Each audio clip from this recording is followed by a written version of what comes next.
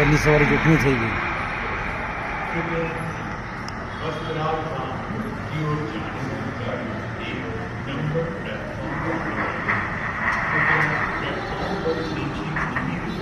પૂરાઈ ગયા અમને.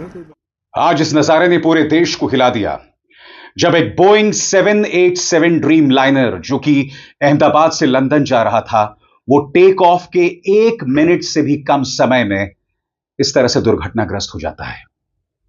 आखिर यह दुर्घटना क्यों हुई? लोग हैरत में हैं. 242 लोग इसमें सवार थे, जिसमें करीब 53 ब्रितानी नागरिक भी. अहमदाबाद से लंदन के गैटविक एयरपोर्ट जा रहा यह विमान 1 मिनट से भी कम समय में भी क्रैश हो जाता है. आज कई सवाल हमारे सामने हैं.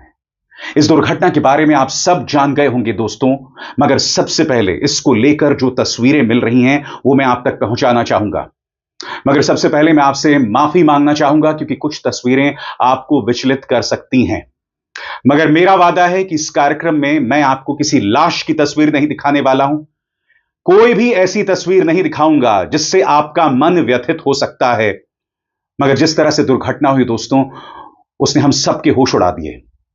यह प्लेन टेक ऑफ करता है और टेक ऑफ के तुरंत बाद क्रैश हो जाता है. और क्रैश कहां होता है? मेघानी इलाके में, एक ऐसी बिल्डिंग में जहां डॉक्टर्स रह रहे थे. सही सुना आपने दोस्तों, डॉक्टर्स रह रहे थे.